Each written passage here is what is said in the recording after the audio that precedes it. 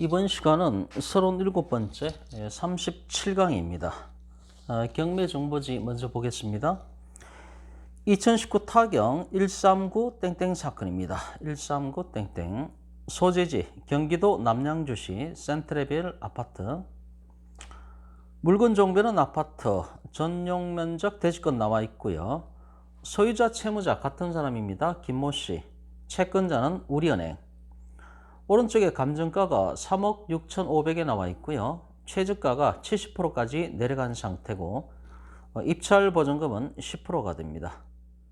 왼쪽에 입찰 진행 내용을 보면은 1차 때가 2020년 1월 15일에 3억 6,500에 나왔죠. 이때 유찰됐습니다. 유찰돼서 2월 19일에 2억 5,550만 원까지 내려갔죠. 그런데 이게 이제 진행하지 않았습니다. 미진행 상태였고요. 2월 20일에 기각 결정이 내려졌습니다. 빨간 글씨 보시면은 본 사건은 기각으로 경매 절차가 종결되었습니다. 이렇게 돼 있죠. 그럼 기각됐다는 얘기는 뭔가 이유가 있겠죠. 그죠? 그리고 1차 두 번째 칸에 2020년 2월 19일에 진행하지 않았다는 것도 뭔가 이유가 있으니까 그렇지 않겠습니까? 네. 이 사건 같은 경우는 무익녀 사건입니다. 무익녀 사건.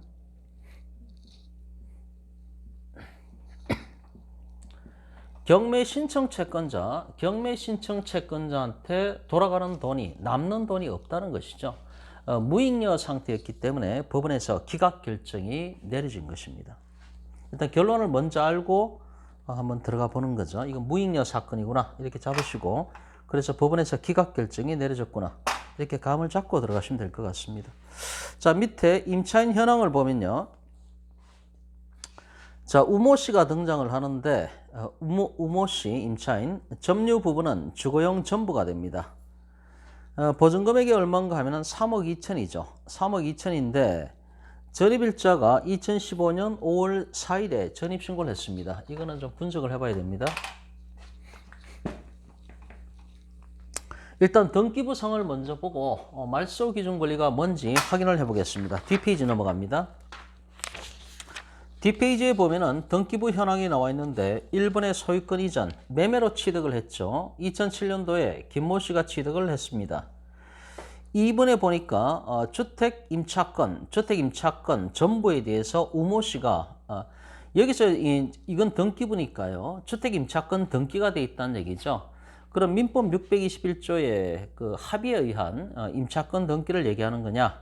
아니면 주택임대차나 상가임대차 보호법에 나오는 임차권 등기명령 제도를 통한 임차권 등기를 얘기하는 거냐? 후자 쪽입니다. 등기부에 다 나와 있습니다. 임차권 등기명령에 의해서 임차권 등기가 우모 씨 앞으로 됐고요. 청구 금액이 오른쪽에 3억 2천으로 돼 있죠. 근데 거기 보면은 확정일자도 2번 했고, 그 다음에 정액도 됐음을 알 수가 있습니다. 일단 좀 이따 분석을 해보고, 그 밑에 3번이 있죠. 3번에 강제경매가 들어있는데, 우리은행에서 강제경매를 들어갔죠. 그런데 이것이 오른쪽에 기타 등기사항에 보면은 말소 기준 등기가 돼 있다. 이렇게 돼 있는 거죠. 그러니까 뭔 말인가 하면은, 말소 기준 권리 한번 복습합니다. 말소 기준 권리는 건저당, 저당, 암기하셔야죠. 건저당, 저당, 가압류, 압류, 그 다음에 담보가등기, 그 다음에 경매 개시 결정 등기, 그 다음에 전세권은 예외적으로 가능하다고 말씀을 드렸죠. 그 다음에 소액임차인의 최우선 변제금의 지급기준권리, 소액임차인의 최우선 변제 지급기준권리가 뭐냐라고 봤을 때 여기서 가압류하고 압류는 채권이니까 이것만 빼라고 말씀을 드렸죠. 그리고 나머지는 다 경매 개시결정 등기의 지급기준권리로 작동을 한다는 얘기죠. 여기서 저희가 말소 기준권리를 찾고 있는데 이 사건 같은 경우에 건저당도 없죠. 저당권도 없고 가압류도 없고 압류도 없고 담보가등기도 없죠. 전세권도 없습니다. 남은 게 뭡니까? 경매 개시결정 등기가 있죠. 이 경매 개시결정 등기가 이 사례 같은 경우에 바로 말소 기준 등기가 되는 것입니다. 그래서 그 등기부 현황의 세 번째 칸에 3번에 보면은 강제경매가 되어 있는데 이 강제경매가 오른쪽에 우리은행에서 강제경매를 들어갔고요. 맨 오른쪽에 기타 등기 사항에 보면은 이것이 바로 말소 기준 등기가 됨을 명백히 밝히고 있습니다. 그래서 이 경매 개시등기가 다른 권리가 없을 때는 보충적으로 가장 마지막에 남아있는 게 경매 개시등기니까요. 다른 권리가 없을 때는 경매 개시등기가 말소 기준 권리로 작동을 한다는 것이죠.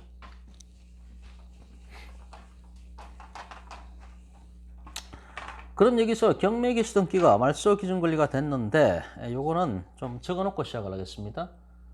3번에 강제 경매를 들어갔는데 우리은행에서 이 날짜가 언젠가 하면은 2019년 7월 12일, 2019년 7월 달에 7월 12일에 경매 개시 결정 등기가 됐고 이것이 바로 말소 기준 권리가 된다는 것이죠. 그 다음에 1번에 소유권 이전 매매. 1번이 김모 씨가 소유권을 취득을 했습니다. 이거는 뭐 중요한 건 아니고.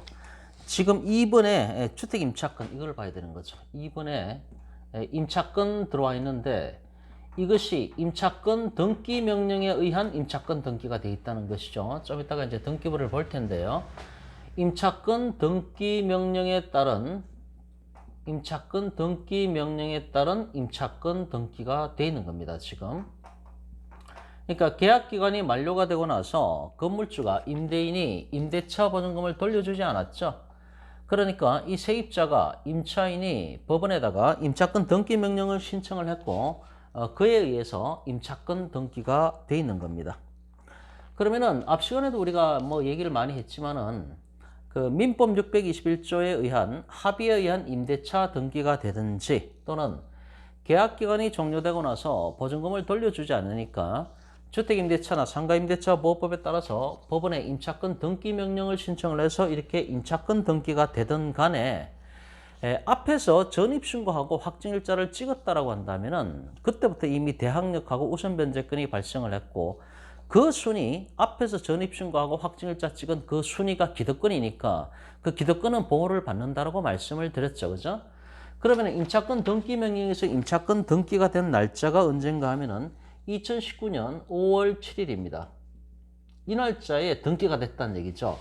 하지만 이 날짜에 등기가 돼 있지만은 앞에서 만약에 전입신고나 확정일자 찍었다라고 한다면은 그 기득권을 보장을 받기 때문에 권리분석하실 때에는 그 전입신고를 했고 확정일자 찍은 그 날짜를 기준으로 권리분석을 해야 한다는 것이죠. 그래서 이제 우모 씨가 나와 있고 청구 금액이 3억 2천입니다. 3억 2천. 자, 오른쪽에 기타 등기 사항에 보면은 전입신고 확정일자 나와 있죠. 전입신고를 언제 했습니까? 2015년 5월 4일에 전입신고를 했습니다. 그러면은 여기서 뭐 김모 씨는 필요 없으니까 지우고 뭐 0순위로 김씨를 올리죠. 소유권자 뭐 이렇게 돼 있고요. 1순위로 뭘 올려야 되는가 하면은 여기서 전입신고를 2015년 5월 4일에 이때 세입자인 우모 씨가 전입신고를 했다는 얘기입니다. 그럼 이 날짜에 전입신고를 했죠. 자, 전입신고를 여기다 적겠습니다. 2015년 5월 4일에 전입신고를 했습니다. 그러면은 5일 0시에, 이길 0시에 대항력이 이미 발생을 했죠. 그 다음에 두 번째는 뭔가 하면 확정일자 찍은 게 5월 4일입니다. 같은 날 확정일자 찍었습니다. 확정일자 찍은 게 5월 4일이었습니다. 이렇게 됐죠. 보증금이 3억 2천인데 그 밑에 보시면은 2017년도 얘기가 나오죠. 2017년 4월 15일에 4천만 원 정액이 됐다. 이런 얘기죠. 그리고 4천만 원 정액이 됐고 확정일자 찍은 게 2015년 5월 4일에 확정일자 찍었다. 이렇게 돼 있고요. 그러니까 확정일자가 2015년 5월 4일에 확정일자 찍은 것은 그때는 2억 8천이었다는 얘기죠. 그러면 2015년 5월 4일에 확정일자 찍었는데 이때 보증금이 2억 8천 맞죠? 그죠? 예. 이때가 2억 8천입니다. 2015년 5월 4일에 2억 8천만 원일 때 보증금이 2억 8천일 때 이때 확정일자를 찍었다는 얘기고요. 확정일자 지금 두 번 찍었죠. 그 다음에 나중에 4천만 원 정액돼 가지고 2017년 4월 15일 그러면은 임차권 등기가 이때 들어오고 요 밑에네 그죠? 1-1로 할까요? 요 사이에 2017년 4월 15일입니다. 2017년 4월 15일에 이게 정액이 됐죠. 2억 8천에서 4천만 원이 정액이 됐습니다. 4천만 원 정액됐고 이 4천만 원 정액된 부분에 대해서 2017년 4월 15일에 확정일자를 찍었습니다. 이렇게 정액이 된 거죠. 그러면은 처음에는 2억 8천이었는데 2017년 4월 15일에 정액된 4천만 원 부분에 대해서 확정일자를 찍었고 그럼 이때 보증금 총액이 얼마인가 하면은 3억 2천까지 올라갔다는 얘기죠. 그 중개하시는 분들은 뭐 다 알고 계시겠지만은 이렇게 처음에 보증금이 있는데 나중에 보증금이 정액이 됐을 때는 정액된 부분에 대해서 계약서에 쓰고 그 부분에 대해서도 동사무소 가서 확정일자를 또 받아야 되는 거죠. 그죠? 예. 그래서 이 정액된 부분에 대해서 보호를 받으려면은 이 정액된 부분에 대해서 계약서에 쓰고 확정일자를 또 받아야 됩니다. 그래서 이제 이 사람 같은 경우는 정확하게 확정일자를 정액된 부분에 대해서도 4천만 원 정액된 부분에 대해서도 확정일자를 또 찍었습니다. 이 확정일자 찍은 날짜가 지금 중요한 거죠. 만약에 말소 기준 권리가 여기에 돼 있는데 만약에 이때 확정일자 4천만 원에 대한 확정일자를 2017년 4월 15일이 아니라 말소 기준 권리보다 나중에 확정일자를 찍었다라고 한다면 이거는 순위가 밀리는 거죠. 이 정액된 부분에 대해서는 순위가 밀립니다. 그런데 이 사람 같은 경우는 강제경매 개시등기라고 하는 말소 기준 권리가 등기가 되기 이전에 2017년도에 정액된 부분에 대해서도 바로 확정일자를 찍었기 때문에 2억 8천도 보호를 받고요. 4천만 원에 대해서도 보호를 받겠죠. 그죠? 토탈에서 3억 2천 보호를 받겠네요. 이 경우는. 그래서 정확하게 일처리를 했음을 알 수가 있습니다. 자, 여기서 이제 임대차 등기 명령에 따른 임차권 등기 명령에 따른 임차권 등기를 2019년 5월 7일에 했지만은 그러나 그 앞에 전입신고하고 확정일자를 찍은 게 있다면은 그 기득권이 보호를 받는다는 얘기죠. 그래서 임차권 등기한 날짜가 기준이 아니라 앞에 전입신고하고 확정일자 찍은 날, 이 날짜를 기준으로 권리 분석을 하셔야 한다는 것이죠. 그래서 여기서 전입신고한 날짜, 확정일자 2번 찍었는데 그런 날짜들이 여기 강제경매, 말소기준권리가 되는 강제경매 등기보다도 먼저 확정일자를 찍었기 때문에 100% 보호를 받을 것으로 사료가 됩니다. 그래서 이제 이렇게 권리 분석을 하셨고요. 그 다음에 뭘 보는가 하면요.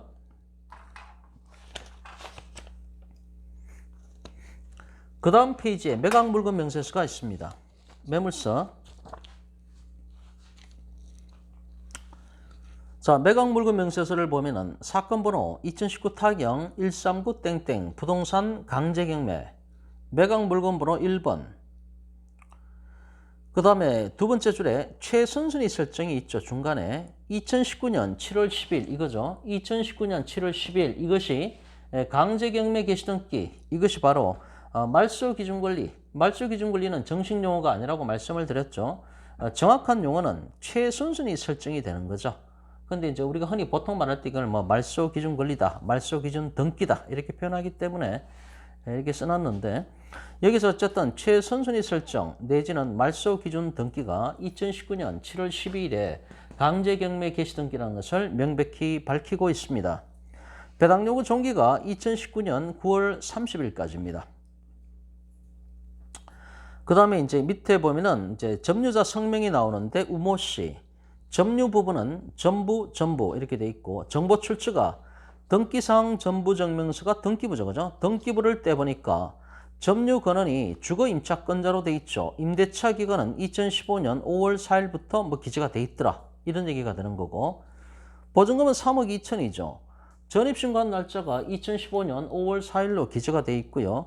확정일자 찍은 것도 2015년 5월 4일에 같은 날에 확정일자 찍었죠. 근데 이때 확정일자는 처음에 보증금인 2억 8천에 대해서 확정일자를 찍은 걸 기재하고 있습니다.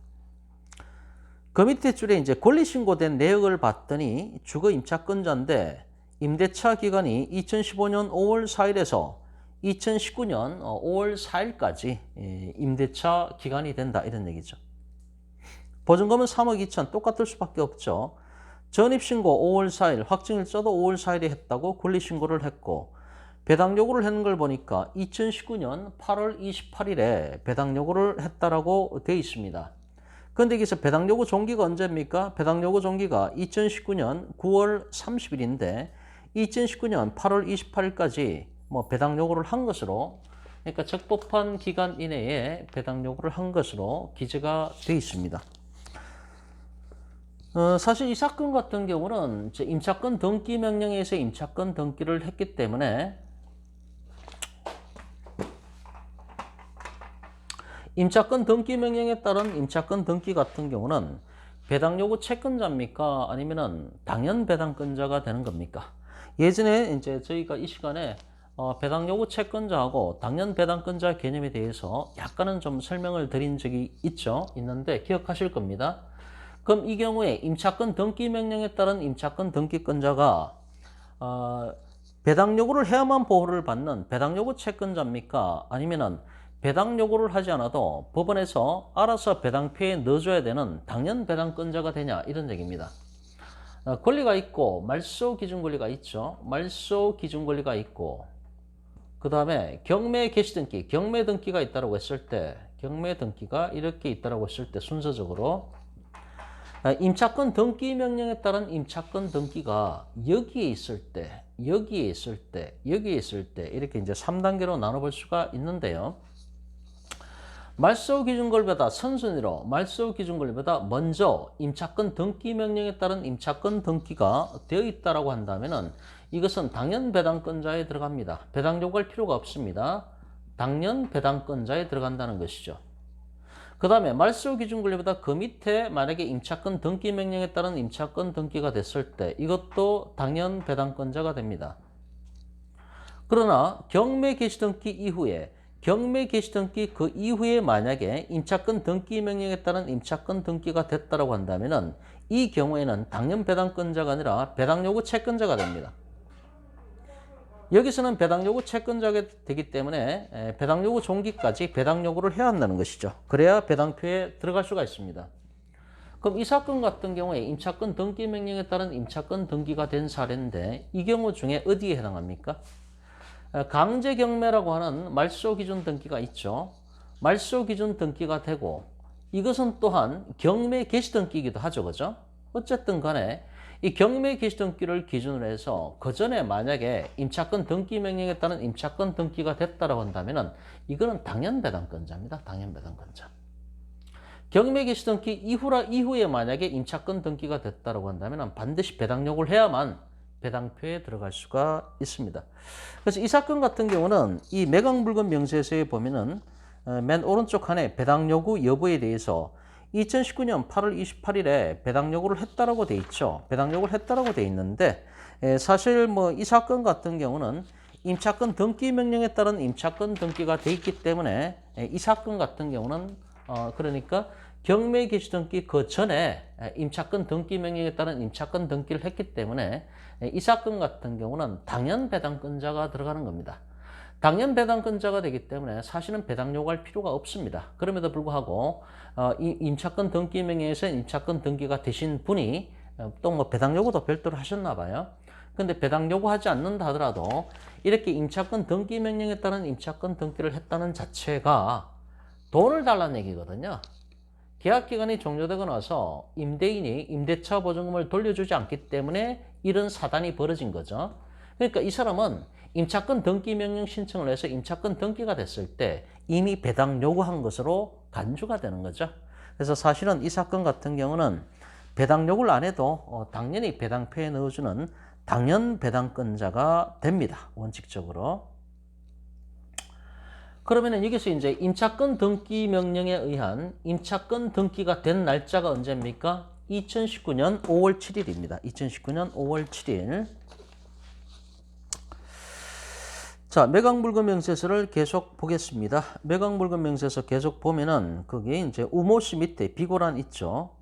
자, 우모씨가 1번 임대차 보증금이 3억 2천인데 3억 2천 중에서 4천만 원. 4천만 원은 2017년 4월 15일자에 이때 정액이 4천만 원 정액이 됐다는 얘기죠. 정액된 부분에 대한 확정일자, 이 4천만 원 정액된 부분에 대한 확정일자는 2017년 4월 15일에 찍었다. 이런 얘기가 되고요.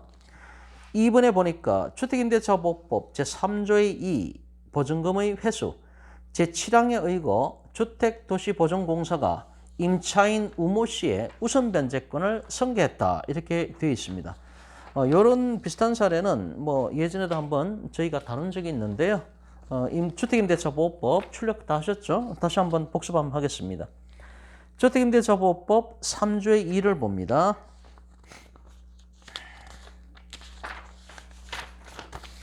주택임대차보호법 3조의 2 보증금의 회수 그렇게 돼 있죠. 1항을 보면은 임차인이 임차주택에 대하여 보증금 반환 청구 소송의 확정 판결이나 그 밖에 이에 준하는 집행권한에 따라서 경매를 신청하는 경우에는 집행개시요건에 관한 민사집행법 41조에도 불구하고 반대 의무 이행이나 이행 제공을 집행개시요건으로 하지 아니한다. 이렇게 되어 있습니다. 여기서 이제 반대 의무나 반대 의무 이행이라는 얘기는 집을 비워줘야 된다는 얘기죠. 집을 비워주는 것을 집행개시요건으로 하지 않는다 이런 얘기입니다. 지금 3조의 이 7항을 봐야 되죠. 네, 3조의 이 7항으로 바로 건너뛰겠습니다. 7항. 주택임대차보호법 3조의 2 7항을 보면은 다음 각 호의 금융기관 등이 제2항, 제3조의 3, 5항, 3조의 4, 제1항에 따른 우선 변제권을 취득한 임차인의 보증금 반환 채권을 계약으로 양수한 경우에는, 그러니까 여기서 우모 씨라고 하는 임차인이 확정일자를 찍었으니까요. 전입신고했으니까 이길 0시부터 대항력이 발생을 했고, 대항력이 발생했다는 전자에서 확정일자까지 찍었으니까 우선 변제권까지도 취득을 했죠. 이렇게 우선 변제권을 취득한 이 임차인의 권리를 여기에 나오는 금융기관들이 승계받는다 이런 얘기를 하고 있는 거죠. 7항에 보면은 다시 7항에 다음 각 호의 금융기관 등이 몇 조 몇 조에 따른 우선 변제권을 취득한 임차인의 보증금 반환 채권을 계약으로 양수한 경우에는 양수한 금액의 범위 내에서 우선 변제권을 승계한다 이렇게 되어 있습니다. 그래서 1호의 은행법에 따른 은행 돼 있는데 이 사건 같은 경우는 9호가 되겠죠. 9호입니까? 7호. 여기서 주택도시보증공사니까 주택도시보증공사가 9호에 나와 있네요.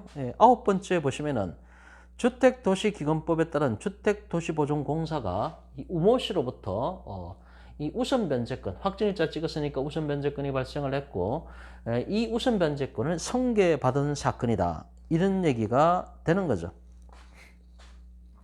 그래서 매각물건명세서 계속 보면은 그 얘기가 나와 있고요. 그 밑에 비고란 그 밑에 참고 표시. 최선순위 설정일자보다 대항요건을 먼저 갖춘 주택 상가 건물 임차인의 임차 보증금은 매수인에게 인수되는 경우가 발생할 수가 있고, 대항력과 우선 변제권이 있는 주택 상가 건물 임차인이 배당 요구를 했으나 보증금 전액에 관하여 배당을 받지 아니한 경우에는 배당받지 못한 잔액이 매수인에게 인수되게 됨을 주의하시기 바랍니다. 떠안을 수가 있다. 인수받을 수가 있다. 이런 얘기죠. 그 밑에 등기된 부동산에 관한 권리 또는 가처분으로 매각으로 그 효력이 소멸되지 않는 것, 그 경매로 넘어간다 할지라도 소멸되지 않는 걸 얘기하는 거죠. 매수인에게 대항할 수 있는 임차인이 있다. 바로 이제 이걸 얘기하는 겁니다. 매수인에게 대항할 수 있는 임차인이 있다. 그래서 얼구 6번에 주택임차권 등기 2019년 5월 7일 요거죠. 이 배당에서 보증금이 전액 변제되지 아니하면은 잔액을 매수인이 인수를 한다. 이런 얘기입니다. 임차권 등기를 이때 했는데 앞에 이미 전입신고 확정일자 찍었으니까 이 기득권을 보호를 받는 거고요. 이 날짜를 기준으로 봤을 때 말소 기준 권리가 되는 강제경매보다도 먼저 전입신고하고 확정일자 찍었으니까 여기서 이 사람이 배당을 받고, 물론 이제 주택도시보증공사인가요? 승계받았지만은 어쨌든 주택도시보증공사가 우시의 법적 지위를 승계를 받았는데, 만약에 배당을 받고 못 받은 미배당 보증금이 있으면은 선순위 대항력 있는 그리고 확정일자까지는 임차권자의 지위를 받은 것이기 때문에 못 받은 미배당 보증금이 있을 때는 낙찰자가 다 떠나야 된다는 것이죠. 그 얘기를 하고 있는 겁니다. 그럼 여기서 이제 우모 씨, 물론 이제 승계를 했지만은 우모 씨는 얼마를 보호를 받습니까? 2015년 5월 4일에 첫 번째 1차 확정일자 찍었죠. 그때는 2억 8천 보호를 받습니다. 2017년 4월 15일에 정액 4천만 원 정액하면서 또 확정일자 찍었죠. 이런 확정일자가 경매 등기 말소 기준 권리보다 먼저 확정일자를 찍었으니까 선순위 대항력 있고 확정일자 찍은 임차인의 법적 지위를 갖고 있는 거니까 여기서 2억 8천 당연히 보호를 받죠. 정액된 4천만 원도 확정일자 찍었으니까 보호를 받죠. 그렇기 때문에 토탈에서 3억 2천이죠. 이 3억 2천만 원만큼만 100% 보호를 받는다는 얘기죠. 만약에 배당을 했는데 3억 2천이 배당이 안 됐다. 미배당 보증금이 발생을 했다. 낙찰자가 미배당 보증금을 다 따놔야 된다. 이런 얘기입니다. 그래서 그에 관한 얘기들 나와 있고요. 그 다음에 이제 문건 처리 내역을 보겠습니다. 문건 처리 내역 그 다음 페이지에. 문건 처리 내역을 보면은 위에서 다섯 번째 칸 보시면요. 2019년 8월 28일, 2019년 8월 28일에 보면은 기타 주식회사 땡땡땡이 임차인의 권리를 승계하고 권리신고 및 배당 요구서를 제출했다. 이렇게 되는 거죠. 그래서 이 우모 씨의 권리를, 이런 법적 지위를 주택보증공사 이거 같은데요. 그죠? 예, 구호에 나오는 주택도시보증공사에서 이 임차인의 권리를 승계했다라고 문건 처리 내역에 기재가 되어 있습니다. 그래서 이제 그런 얘기가 나오는 것이고요. 자, 그 다음 페이지에 보면은 계속 문건 처리 내역하고 송달 내역을 보고 있습니다. 송달 내역 뒷페이지. 송달 내역 뒷페이지에 보면은 위에서 네 번째, 밑에서 두 번째죠. 2020년 2월 17일, 2020년 2월 17일에 채권자 주식회사 주택도시보증공사죠. 주택도시보증공사에 기각 결정 정보를 발송을 했다. 이런 얘기입니다. 그리고 그 위에 2020년 1월 31일에 채권자 역시 이제 주택도시보증공사에다가 매수 통지서를 발송을 했다. 이 부분 논점을 좀 보고 들어가겠습니다. 이 사건 같은 경우는 결과적으로 기각이 됐다는 얘기죠. 왜 기각이 됐냐? 이런 얘기죠. 다시 맨 앞으로 옵니다. 경매정보지 맨 앞으로 보시면은 2019 타경 139 땡땡 사건 이렇게 돼 있고, 그 밑에 입찰 진행 내용을 보면은 2020년 2월 19일에 보시면요. 1차 때 첫 번째 칸에는 1월 15일에 유찰됐죠. 그 다음에 2020년 2월 19일에 보면은 얼마입니까? 2억 5,550만 원, 2억 5,550만 원대 미진행, 법원에서 이 경매 절차를 진행하지 않았다. 미진행이다. 이런 얘기입니다. 그럼 왜 진행하지 않았나? 그리고 20일 날, 그 다음 날 바로 기각 결정이 내려졌죠. 그럼 왜 진행하지 않았냐? 아까도 처음에 말씀드렸듯이 이거는 무익녀 사건입니다. 무익녀. 남는 게 없다는 얘기죠. 녹화되나 확인하겠습니다. 이 사건은 무익녀 사건입니다. 왜냐하면은 지금 1차 때 두 번째 2020년 2월 19일에 최저 매각 가격이 얼마입니까? 2억 5,550만 원이죠. 그런데 선순위 대항력과 확정일자까지 찍은 이 우모 씨의 법적 권리를 주택도시보증공사에서 승계를 했는데 그 채권액이 얼마입니까? 3억 2천이잖아요. 3억 2천. 그럼 여기서 경매 집어넣은 사람이 누굽니까? 경매 집어넣은 사람이 우리은행에서 경매를 집어넣었잖아요. 우리은행에서. 그럼 경매 신청 채권자가 우리은행이죠. 이 우리은행이 바로 경매를 집어넣은 경매 신청 채권자입니다. 그러니까 이 사람이 채권자인데 답답하니까 이제 경매를 집어넣었죠. 경매를 집어넣었는데 이것이 이제 무익녀가 아니라 이익녀가 되려면은 위에서, 지금 이거는 뭐 간단한 사안이지만 위에서 배당을 해주고 이 강제 경매 신청 채권자인 우리은행한테 단돈 1원이라도 떨어지는 게 있어야 되거든요. 단돈 1원이라도 경매 신청 채권자인 우리은행한테 떨어진 게 있어야 우리은행이 이 경매를 집어넣은 실익이 있다는 얘기죠. 자기한테 떨어지는 돈이 아무것도 없는데 누가 경매를 집어넣겠습니까? 이런 얘기죠. 그러니까 우리은행한테 떨어지는 돈이 있어야 되는데 이 사건 같은 경우는 지금 두 번째 넘어갔을 때 1차 두 번째 2월 19일에 2억 5,550만 원밖에 안 됩니다. 최저 매각 가격이. 그러면은 최저 매각 가격이 2억 5,550만 원밖에 안 되니까 위에서 이 우모 씨, 지금은 물론 승계를 받았지만요. 이 우모 씨가 받는 돈이 3억 2천이죠. 3억 2천이면 이 사람한테 3억 2천인데 2억 5,550만 원이 제 최저 매각 가격인데 이거를 배당을 해주고 나면은 남는 게 없는 거죠. 경매 신청 채권자인 우리은행한테 떨어지는 돈이 아무것도 없다는 얘기입니다. 왜냐하면 최저 매각 가격이 이거니까 이걸 기준으로 봤을 때 이리저리 따져봐도 여기서 3억 2천이나 되니까요. 위에서 갖고 가는 사람이. 그러니까 남는 게 없다는 얘기죠. 우리은행한테. 그래서 경매 신청 채권자한테 남는 게 없으니까 이것은 무익녀가 된다는 얘기죠. 무익녀. 무익녀가 됐을 때는 법원에서 봐서 이걸 무익녀라고 판단을 했을 때 어떤 법적인 조치를 취합니까? 기억나십니까? 앞에서 다 배웠습니다. 이렇게 무익녀가 됐을 때는 자, 저기 나와 있습니다. 아까 문건 처리 내역하고 송달 내역이 있죠. 송달 내역 두 번째 페이지입니다. 송달 내역의 두 번째 페이지 맨 밑에서 위에서 세 번째 칸 2020년 1월 31일 2020년 1월 31일에 채권자, 주식회사 주택도시보존공사한테 뭘 보냈습니까? 법원에서 보낸 건데 법원에서 매수 통지서를 발송을 했죠.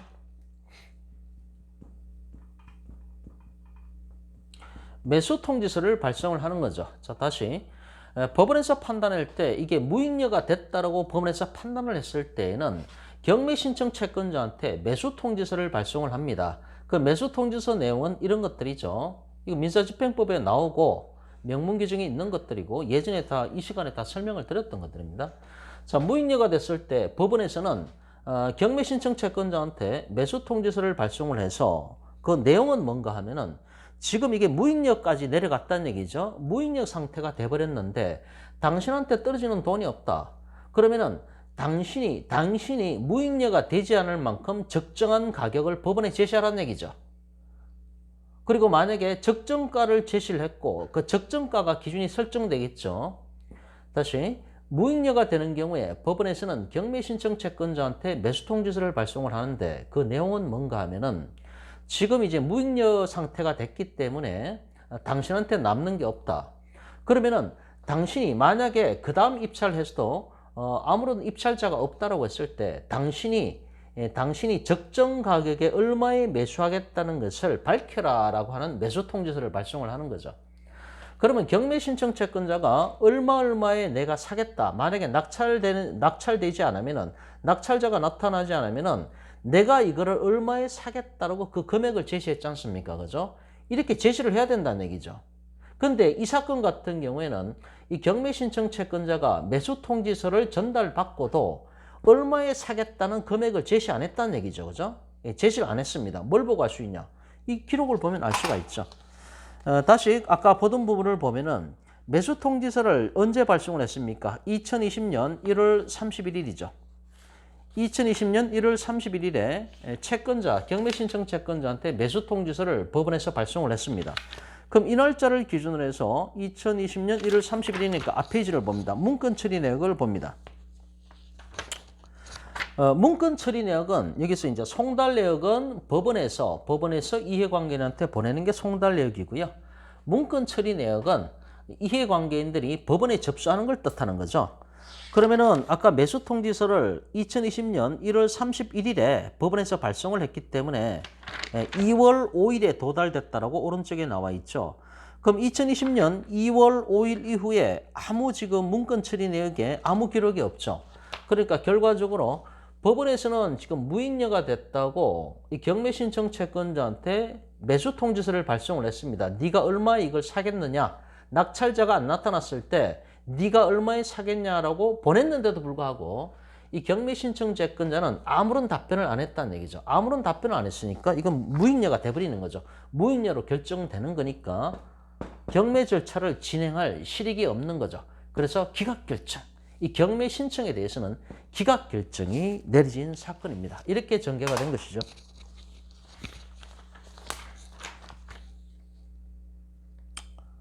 예, 그래서 맨 앞 페이지에 보면은 본 사건은 기각으로 경매 절차가 종결되었습니다. 이렇게 돼 있고요.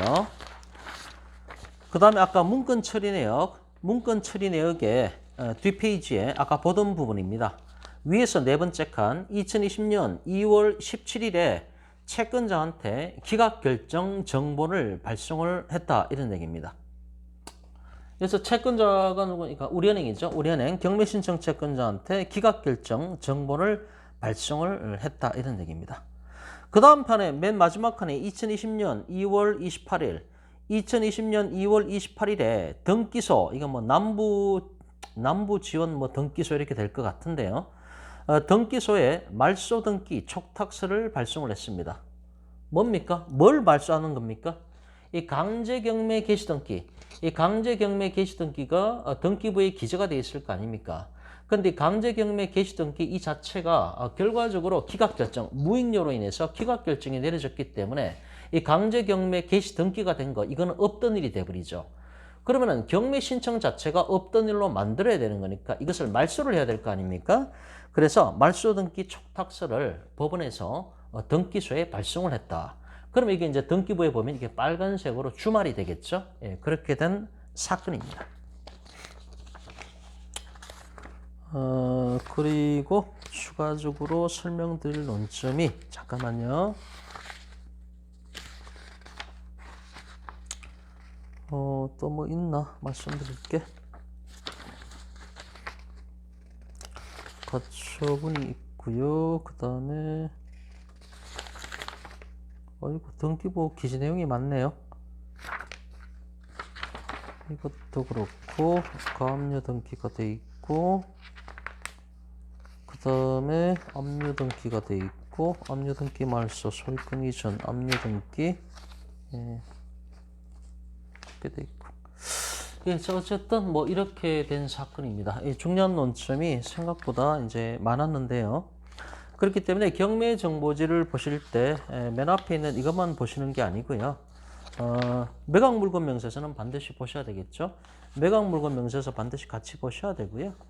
그 다음에 이제 문건 처리 그리고 이제 송달 내역, 문건 처리 내역, 송달 내역 이걸 다 보셔야 됩니다. 이걸 다 보시고 권리 분석을 하실 줄 알아야 되고요. 그리고 등기부도 떼가지고 정확하게 등기부에 어떻게 되어 있는가를 이제 보셔야 되는 거죠.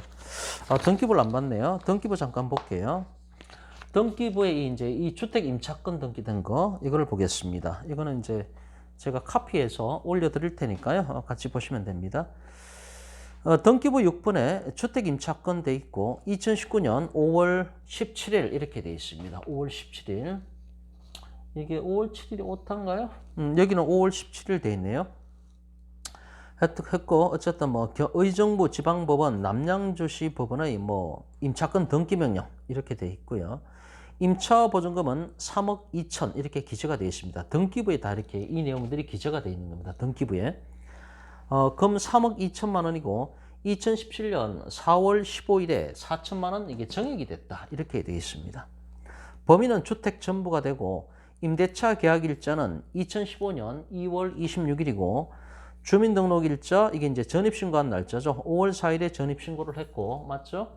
그 다음에 점유 개시일자도 목적물의 점유를 이 날짜에 들어갔고 확정일자 찍은 게 2015년 5월 4일 이때 이제 확정일자를 찍었다 이런 얘기죠. 이때 확정일자 5월 4일 확정일자는 2억 8천에 대해서 확정일자 찍었다 이렇게 등기부에 다 기재가 되어 있고요. 2017년 4월 17일에 이건 4월 17일로 되어 있네요. 4월 17일에 이제 4천만 원 이렇게 기재가 되어 있습니다. 날짜가 조금 뭐 약간씩 다른 것 같네요. 등기부에는 4월 17일 돼 있는데 아까 경매정보지에는 또 4월 15일로 돼 있고 뭐 이틀 차이 나는 건 상관없습니다. 어차피 권리보호는 받는 걸로 얘기가 나오는 거니까. 자, 그렇게 해서 임차권 등기 명령에 대해서 저희가 임차권 등기 명령 제도를 앞 시간에서 공부를 했기 때문에 임차권 등기 명령이 이제 이런 식으로 레파토리가 흘러간다. 이게 조금 감을 잡으시면 될 것 같습니다. 정리를 한번 해보겠습니다. 이 사건 같은 경우 공부할 게 많습니다. 많은데 일단 이 임차권 등기 명령에 의해서 임차권 등기가 됐을 때 이 날짜에 임차권 등기가 돼 있다 할지라도 앞에서 전입신고하고 확정일자 찍었다라고 한다면은 이 날짜를 기준으로 등기한 날짜를 기준으로 권리 분석을 하는 게 아니고 앞에서 전입신고하고 확정일자 찍었으면은 이 날짜가 기득권이니까 이 기득권을 보호를 받고 이 기득권 날짜를 중심으로 이제 권리 분석을 해야 한다. 이런 얘기를 먼저 첫 번째 저희가 알아야 되고요. 두 번째는 뭔가 하면은 임차권 등기 명령에 의해서 임차권 등기가 됐을 때 별도로 배당 요구를 하지 않는다 할지라도 임차권 등기 명령에 의해서 임차권 등기가 된 경우에는 경매 개시 등기 그보다 먼저 앞서서 임차권 등기 명령에 따른 임차권 등기가 됐다라고 한다면은 별도로 배당 요구를 하지 않아도 된다는 것이죠. 그래서 경매 개시 등기보다도 먼저 이렇게 됐을 때는 이것은 당연 배당권자에 들어간다는 것이죠. 만약에 경매 개시 등기 그 이후에 임차권 등기 명령에 따른 임차권 등기가 됐다라고 한다면은 그것은 법원에서 보호해 주지가 않습니다. 그렇기 때문에 별도로 그런 경우에는 배당 요구를 직접 해야 됩니다. 그래서 경매 개시 등기를 기준으로 그 위에 했을 때는 당연 배당권자, 경매 개시 등기 그 이후에 임차권 등기 명령에 따른 임차권 등기를 했을 때는 배당 요구 채권자가 된다는 것이죠. 그래서 이제 두 번째 논점이 바로 그 부분입니다. 당연 배당권자에 들어간다는 것이죠. 그게 두 번째 논점이고, 세 번째 논점은 뭔가 하면은 흔히 저희가 중개 실무상으로 본다 하더라도 처음에 보증금이 있다가 한 2년 살고 나면은 재계약할 때 이렇게 이제 보증금을 정액을 많이 하지 않습니까? 실질적으로. 이렇게 정액을 했을 때는 이 정액된 부분에 대해서도 반드시 확정일자를 찍어야 된다는 것이죠. 그러니까 2억 8천에 대해서 첫 번째 계약서가 있을 것이고, 나중에 계약기간이 종료되고 연장해서 또 계약서를 썼을 때 그때 보증금을 정액을 하죠. 그러면 계약서에다가 얼마를 정액한다 그거를 기재하시고 그 계약서, 이 두 번째 계약서죠. 두 번째 계약서를 갖고 또 동사무소 가서 또 확정일자를 받아야 된다는 것이죠.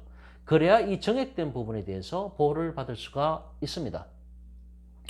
만약에 이 정액된 부분에 대해서, 그러니까 두 번째 계약서죠. 이 두 번째 계약서에 대해서 확정일자를 찍지 않는다라고 한다면은 이 정액된 부분에 대해서는 보호를 못 받을 수가 있다는 얘기죠. 그리고 경매 개시 등기 그 이후에 이 두 번째 계약서에 대해서 확정일자를, 이 사건은 바로 찍었으니까 보호를 받는데 이 두 번째 정액된 4천만 원에 대한 확정일자를 경매 개시 등기 그 이후에 확정일자를 나중에 찍었다. 경매 들어오고 나서 아차 싶어서 나중에 확정일자를 찍었다라고 한다면은 이것은 순위에서 밀린다는 얘기죠, 벌써. 그러니까 이 4천만 원은 못 받을 수도 있습니다. 아차 하면은 못 받을 수도 있습니다. 그래서 계약서 쓰실 때 이 정액이 됐을 때 정액해서 쓴 이 두 번째 계약서에 대해서 바로 확정일자를 받으셔야만 보호를 받을 수가 있다, 이런 얘기입니다. 그래서 이제 세 가지 논점이, 여기에는 뭐 세 가지 논점이 있고, 네 번째 논점은 뭔가 하는, 이렇게 무익녀가 됐을 때 법원에서는 경매 신청 채권자인 우리은행에 대해서 이게 지금 무익녀가 될 판이니까 당신이 적정 가격을 제시해서 매수하라고 매수 통지서를 발송을 한다는 얘기죠. 민사집행법의 규정이 그렇게 돼 있으니까요. 그러면은 매수 통지서를 받은 날부터 이 경매 신청 채권자는 일정한 기간 이내에 내가 만약에 다음 회차에 이것이 낙찰되지 않는다라고 한다면은 내가 적정 가격으로 사겠다라고 그 적정 가격을 법원에 제시를 해야 됩니다. 그런데 이 사건 같은 경우는 그 제시를 안 했죠, 그죠? 예, 문건 처리 내역에 그 기록이 전혀 없습니다. 그렇기 때문에 법원에서는 매수 통지서를 발송을 했는데도 답변이 없으니까 결과적으로는 매수할 의사가 없다는 거죠, 법원에서 봤을 때는. 그렇기 때문에 이 사건은 무익녀로 확정이 됐기 때문에 이것은 기각 처리를 하게 된다는 얘기죠. 그래서 기각 처리를 한 다음에 경매 신청 채권자인 우리은행에 이 등기는 말소를 해야 되는 것이고요. 이런 식으로 뭐 4가지, 5가지 논점이 많이 엮여 있는, 뭐 공부하기에는 아주 좋은 그런 사건이 되겠습니다. 시간을 보겠습니다. 여기까지 끊겠습니다.